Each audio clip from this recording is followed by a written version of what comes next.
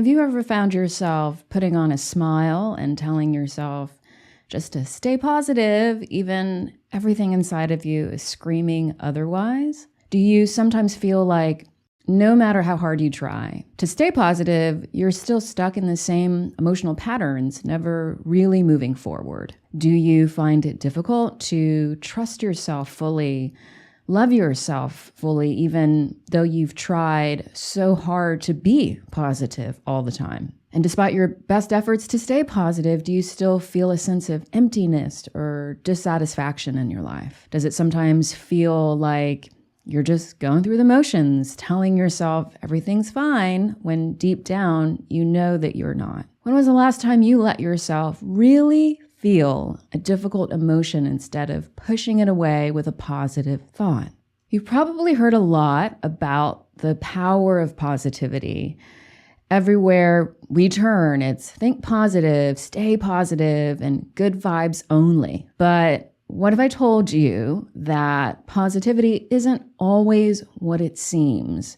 What if I told you that sometimes those quote unquote good vibes could be holding you back from the deep and authentic and holistic and lasting healing that you desire and that you deserve? Welcome to The Simple Source, your source for all things self-love, self-healing, personal growth, and spirituality. I'm your host, Linda Valines. I used to be chronically sick and unhappy. I spent years trying anything and everything to heal, but I never got better. It wasn't until my late husband was diagnosed with stage 4 cancer that I finally stopped searching for the answers outside of myself and turned within. I taught myself how to truly love and heal myself, how to finally be authentically healthy and happy, mind, body, and soul. I have over 10 years of personal and professional self-healing and teaching experience. I'm a trauma-informed, certified holistic health and wellness coach, certified Ayurveda counselor, and author. I healed myself of a lifetime of complex traumas and chronic conditions with joy and ease. Now I'm teaching you to do the same. So if you're ready to heal and love yourself more, mind, body, and soul, without all the struggle and stress, and with more joy and productivity, join me to liberate your highest, healthiest, and happiest self and learn how to thrive more simply. Let's get started with today's episode. In today's episode, we're going to peel back the layers of toxic positivity and spiritual bypassing, those sneaky little habits that are now so normalized and applauded, and that can honestly make you feel like you're healing when in reality, you're just skating the surface and avoiding your emotions and your unresolved fears and traumas. We're going to explore the difference between forcing positivity and embracing true, unconditional self-love, self-trust, and a healing mindset that then naturally result in genuine positivity.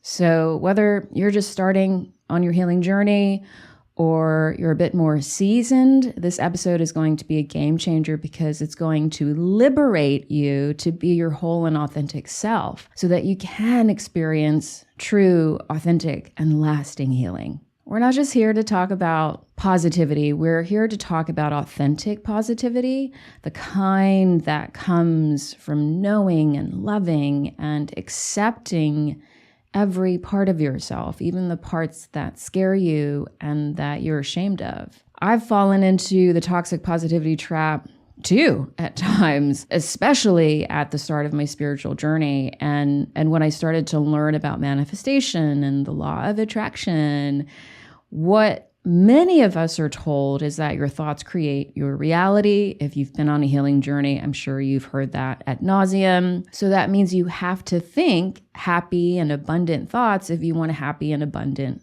reality or life. And there is some truth to that, but and the whole truth is that it's actually our beliefs, our subconscious beliefs, not the thoughts that we have on a moment-by-moment basis that truly sway the creation of our reality. Those subconscious beliefs are far more influential than our conscious thoughts. And if you listen to the previous episode, you would know exactly what I'm talking about. So if you haven't listened to that episode, do so after this episode. So our conscious thoughts, they just simply don't have the same power in terms of manifestation as our subconscious beliefs and programming. Now, you can think all the positive thoughts that you want, but if your subconscious belief about yourself is that you are unlovable and you are unbroken and you don't deserve to be happy because you're a bad person, then those positive thoughts have major limitations in terms of their manifesting power.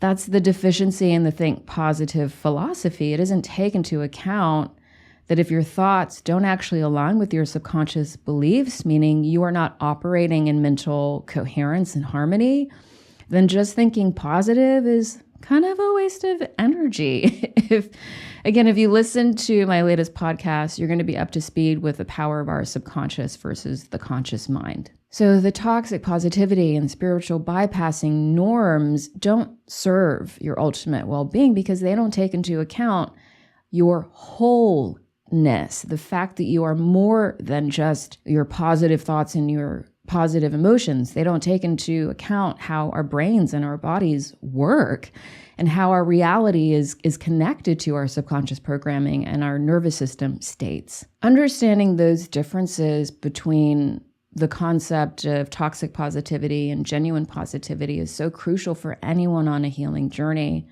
especially if you're spiritual. Because when you employ toxic positivity and those high vibes only, that mindset to heal and you want to facilitate change that way, what you're actually doing is you're denying and avoiding and rejecting your wholeness, all the parts of you, particularly the parts that need your attention, that need your love and your healing. And so then your healing journey isn't authentic, and it's not going to produce authentic and lasting and meaningful results.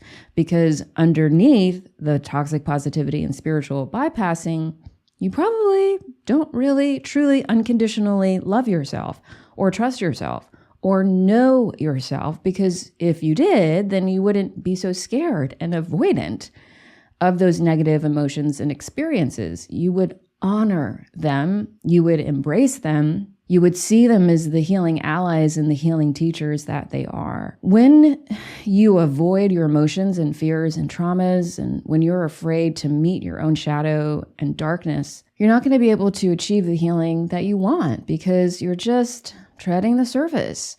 And if you just stay on the surface, then deep and holistic healing isn't going to happen. The healing that truly transforms your life, the healing that you truly want.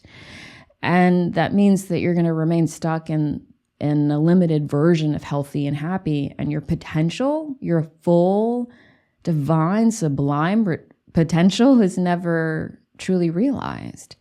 So let's first define what toxic positivity is so we can really make that distinction between toxic and genuine. So toxic positivity is the overgeneralization of a happy and optimistic state, no matter the situation.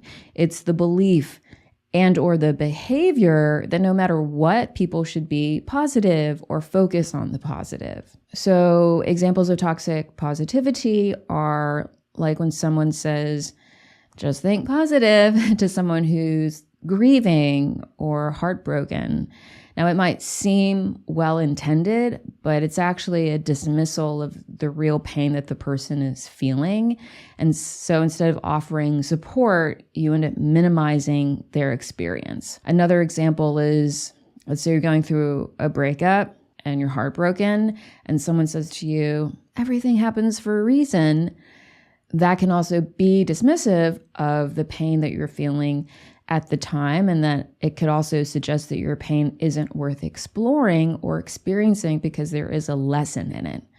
Now, although I do believe that everything does happen for a reason, I'm a firm believer of that. There is a time and there is a place to express that in a way that is appropriate for the person and their situation, but using that as an immediate response because you're uncomfortable with how the other person is feeling, that's toxic positivity. Also, when you catch yourself thinking, I shouldn't feel this way, I need to stay positive, you're denying your emotions and you're forcing superficial positivity that doesn't allow you to heal, because you cannot heal unless you feel, particularly your heavy and your difficult emotions. Also, when you force yourself or other people to stay positive, quote unquote, stay positive in the face of like real painful emotions, you're not allowing the full spectrum of the human experience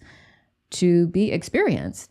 That avoidance leads to repressed emotions and increased stress and even a sense of isolation, because it feels like you're the only one struggling. Now, let's define what spiritual bypassing is. Spiritual bypassing can disguise itself as wisdom or enlightenment, but ultimately it's when you use spirituality to avoid acknowledging or addressing your humanity, your human pain, your human suffering, fears, and traumas in lieu of light and love or high vibration or high energy, basically expecting spiritual practices to take the place of healing work or healing practices. And some people use meditation to spiritually bypass instead of feeling their anger or frustration, like they choose to zen out instead. And spiritual bypassing can also be a means to deflect from taking responsibility for your healing process and your journey. Now, you cannot truly be spiritual if you deny your humanity, because your soul chose to be human for a reason.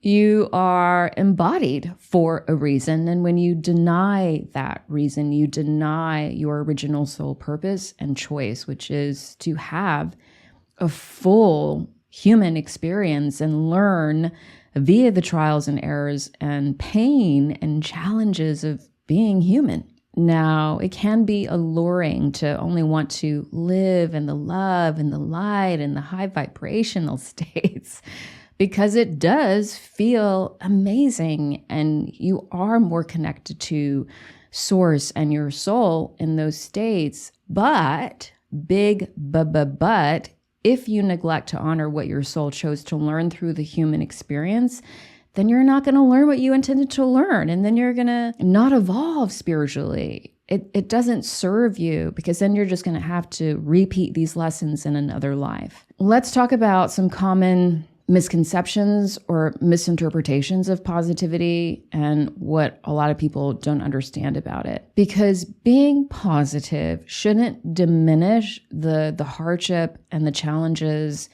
and the emotional experiences of being human. It shouldn't detract from your humanity. And when it does, that's when it's spiritual bypassing, and that's when it becomes toxic. So simply thinking positive, this is a misconception that a lot of people have about positivity, is that simply thinking positive is going to solve your problems, which means you don't have to take any meaningful action. You can just avoid all of those heavy emotions, all of that emotional processing, and think positive, and poof, your problems go away. Another misconception is assuming that negative emotions are inherently harmful and they should be avoided at all costs, and that negative emotions are just going to attract negative experiences. That's a big one. Here's the truth. All emotions are healthy. All emotions are healthy. That's why all emotions come up. Like, there's no part of you that is unacceptable. All your emotions are valid, including your negative emotions. It's whether or not you have a conscious and mature relationship with your emotions, and whether or not you allow yourself to process and feel and release your emotions. Whether you do that or don't, that's what's healthy or unhealthy. All your emotions, though, are healthy because they are part of your existence. I'm going to go in depth about emotions in the next episode, so stay tuned for that. Now let's talk about authentic positivity. And I want to make that distinction really clear so that you understand for yourself when you're being authentically positive and inauthentically positive, because it does really make a difference in the healing journey. Authentic positivity is not contrived, meaning it's not something that you coerce or control or demand. It's a natural byproduct of a healthy relationship with yourself, with your soul. It's the effortless effect of unconditional self-love, self-trust, and a healing mindset that's rooted in self-awareness, self-acceptance, and self-empowerment. Real positivity is not scared of negativity or heavy emotions or fear or trauma, because it was born from those very places and shaped from the very darkness that you're scared of embracing and confronting. It was born from those places and derived in that darkness with love and compassion and forgiveness and understanding and grace and consciousness and maturity. Authentic positivity is flexible. It doesn't need to be announced. You don't need to tell someone, I'm being positive.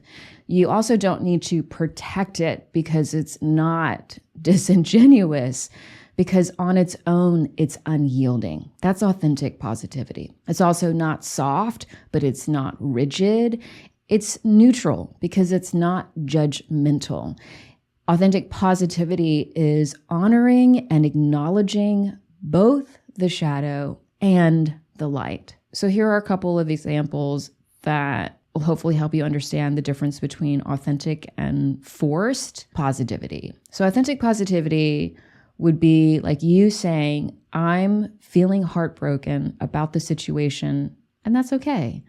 I need to feel this. I need to feel this heartbreak. I need to feel this grief in order to process this experience and fully arrive on the other side freer and wiser and a more evolved person. Forced positivity is you saying or thinking, I shouldn't be sad. I need to stay positive and I need to focus on the bright side. Another example. So authentic positivity would be embracing all parts of yourself, including your ugliness, when you've got eye mug, when you've been drooling, when you've been like a shitty friend, all your mistakes, all your fuck ups. When you accept and embrace all of those aspects of yourself and your life with compassion and understanding. Whereas forced positivity is you rejecting the negative experiences and emotions and the parts of yourself that you're uncomfortable with. What ends up happening is like you use self-criticism and self-judgment to relate to those aspects of yourself, or to relate to those heavy emotions or negative emotions, as you might deem them, because you have a lack of self-compassion and self-love. So I hope that makes that clear. Now, how do you stop forcing positivity and cultivate authentic positivity so that you can heal more productively and genuinely? You have to balance the light with the dark, friend. The human experience is why you're here. Even if you're on a spiritual journey, that journey is incomplete if you devalue your humanity and all the shit and the suffering that accompanies that. So acknowledging the dark does not negate the light. We have to understand that. We have to embody and employ that wisdom. Let me say that again.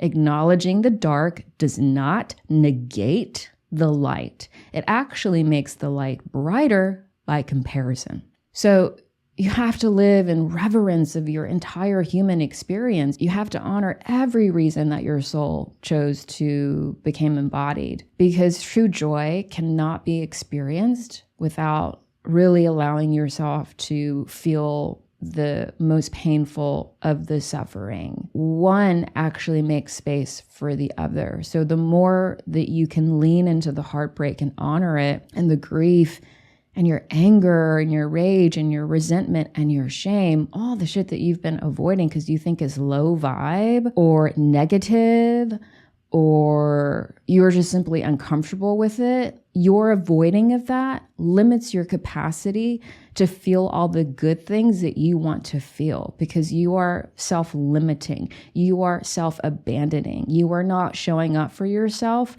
with full acceptance and love. So of course, because everything is a mirror of itself, that's how the universe works, it's all a hologram, what you do to one part of yourself is going to be mirrored in the other aspects of yourself. When you deny one aspect of you, you inevitably deny all aspects of you. So you have to embrace the darkness, because firstly, you're not going to understand what your light is until you journey into the darkness. That's the polarity of the universe and existence, and the fact that one does define the other. It's only in the darkness that you truly understand what your light is, and only in the pain do you truly understand what joy is.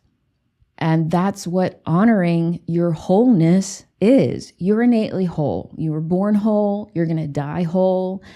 Your wholeness cannot be appreciated and lived when you're only existing in parts and pieces that you deem acceptable and high vibe. Also, growth and healing are the result of honoring your wholeness and living from your wholeness, meaning you have to accept and love all of your parts, because that's you honoring your wholeness. And the very definition of healing is a reclamation of your wholeness. And with growth and healing come freedom and peace, which means you are not only freer in your own existence, mind, body, and soul, but you're freer and more at peace in your life.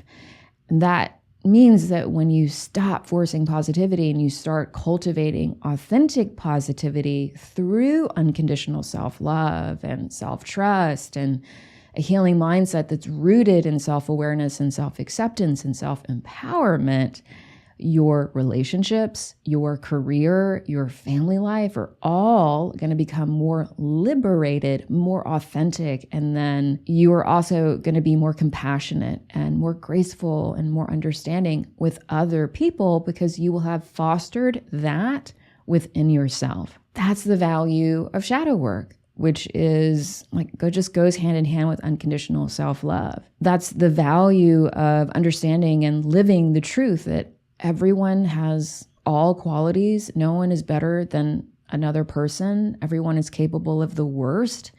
And also, everyone is capable of the best of humanity. And that also means that everyone is deserving of unconditional love. And that's when you stop judging people. That's when you stop taking everything personally. That's when you stop needing to be in control of everything, including other people's moods and emotions and beliefs and behaviors. And when you start to see yourself in everyone and everyone in you, and you understand on a fundamental level that we and everyone are one, that is real spirituality. But you don't get there by bypassing your ugliness and bypassing your flaws and mistakes and traumas and quote unquote negative emotions.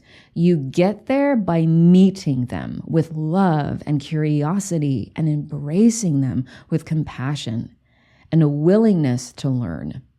And when you integrate those aspects of yourself, the aspects that you've been denying and hiding and avoiding, with forced positivity and spiritual bypassing, you own and you embody your wholeness. And when you do that, when you own and embody your wholeness, you are in your full power. And then there is nothing that you cannot do or be. So let's dive a little bit deeper into what shadow work is. And let's just define it first. You're going to hear me talk a lot about shadow because it's so critical and so transformative, so necessary for a genuine and authentic and productive healing journey. Because when we can't accept all parts of ourselves and love them, we're unable to truly reclaim that wholeness, which is what healing is by definition. shadow work is basically accepting that everyone is all things, good and bad, and welcoming those uncomfortable and shameful parts of yourself into your awareness, including the emotions that you've been avoiding because they're heavy or they're negative, including all of the ugliness and the mistakes and the past experiences that you don't want to think about anymore. It's welcoming them, accepting them, and giving them love and letting them be seen so that you can integrate those aspects of yourself into your daily life without judgment and with empowerment, because that's you fully owning your wholeness and who you truly are authentically. And when you're in your wholeness and in your authenticity, you're in your true and highest power. So I'm going to give you some signs that you're avoiding your shadow. This will also help you understand what shadow is. So if you are resistant, if you feel intimidated about exploring your deeper thoughts or fears or past experiences, that's a sign that you're avoiding your shadow. If you get defensive or you feel uncomfortable when other people point out areas where you could grow or improve upon, that's a sure sign. If you engage in spiritual practices without investing in healing your traumas first, if you feel temporary relief from positive affirmations or gratitude practices, but then the same issues keep resurfacing or the problems in your life don't get any better, if you experience an intense or heightened or exaggerated emotional reactions to minor events or situations, that's an indication of unresolved issues beneath the surface. And if you project onto other people, we're all projecting all the time, but if you tend to blame other people for your emotions or your circumstances, and you're not willing to take accountability or responsibility for your emotions or your own well-being, those are all signs that there's shadow there being projected and parts of yourself basically that need your attention and love. Shadow work requires self-acceptance and it requires unconditional self-love, because without self-acceptance and without unconditional self-love, you're not going to be able to meet the parts of yourself in a healing manner or empowered manner so that you can integrate them. You're going to continue to judge them and be critical of them or feel ashamed of them. And you also have to develop self-trust so that you're comfortable, so that you're willing and enthusiastic about venturing into the heavier aspects of the healing journey that need your attention and love, to the parts of yourself that you've been hiding that need your attention and love. And if you don't trust yourself to see yourself, to feel even, then you're going to have a difficult time sharing space with the uncomfortable aspects of yourself because you're ruled by fear and you lack confidence. And you also have to develop emotional health so that you can feel and release the emotions that you've been suppressing, that you've been avoiding, that you've been judging, and that are in actuality stunting your ability to heal. And you have to develop a healing mindset where you learn to appreciate that everything is a growth opportunity and a learning opportunity. And your flaws and mistakes are not cause for you to judge or criticize yourself. A healing mindset is different from toxic positivity because a healing mindset is more than just being positive. It's more than a growth mindset. It's a mindset that is rooted in unconditional self-love. It's rooted in self-acceptance and self-trust, and also high self-worth and the ability to self-validate. It's more than just thinking positive and having a positive attitude. It's so fundamental to truly living in your truth. It's because you're committed to that. You are committed to knowing that you're more than just your thoughts and that you are in complete control of your well-being. It's an empowered mindset. It's a mindset that I teach and my program because it's so important to producing a joyful and meaningful and authentic and productive healing journey. And it does truly go beyond being positive. It's about true authenticity and unconditional self-love and willingness and curiosity. And lastly, to cultivate authentic positivity that's natural and healing and not forced and hindering, you have to commit to healing your traumas instead of avoiding the ugliness or the painful or the dark aspects of you and your life, because only in the darkness do we learn how to use our light. I know people say that, but it's true. You think that you want to live in the love and the light, but if you do not journey into the darkness, you have no concept of what those two things really truly mean. They remain shallow concepts. It is only when you meet your suffering, your fears, and that darkness, and you invest in resolving your traumas and the parts of you in your life that have caused you the greatest pain. Only then do you expand your capacity to glow, to shine, to be in your fullness and to radiate genuine joy, because you will have liberated yourself. So here's your action step for the week. What negative emotion or experience have you been avoiding? Ask yourself that question and answer it honestly, because in acknowledging that truth, what you've been avoiding, what emotions or experiences that you've been avoiding, you give them permission to exist. And if you do that without judgment, if you do that without shaming yourself or criticizing or labeling, you are creating space for that aspect of yourself to emerge safely. That's important. And you don't have to feel anything. You don't have to do anything. Just simply acknowledge and accept. And if you can, give that part of yourself love and live with it in peace for a few days. And then if you feel resourced and if you feel ready, then allow yourself to feel the emotion or to confront the experience with curiosity, with love, and with a willingness to learn about yourself. And that doesn't mean forcing positivity. It means making space. It means asking questions. It means trusting yourself and your body. It means setting boundaries so that you're not allowing the emotion to take over or to define you or the situation to mean more than it does or to bleed into other areas of your life. That single act of self-acceptance and ultimately self-love is going to prove to you that all parts of you and your life are valid. They deserve love. They deserve respect. And when you do that, you get to be your own teacher in your own growth and healing journey.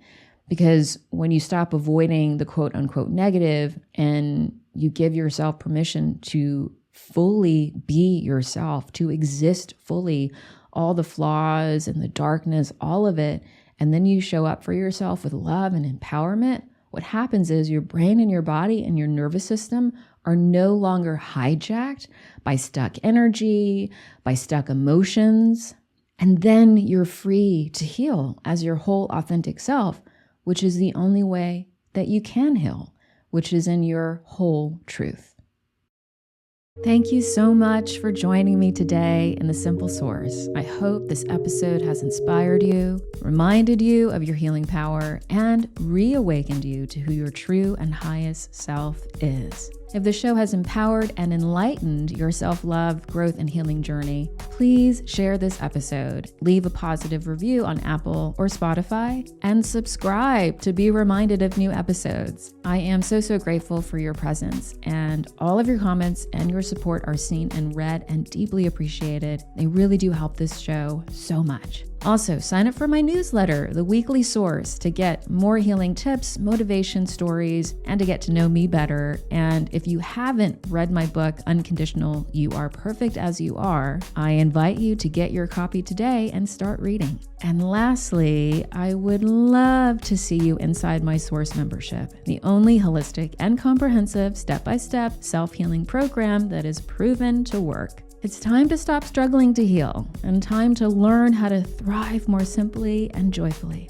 All the links are in the show notes. Thanks again for joining me today, and I will see you next time.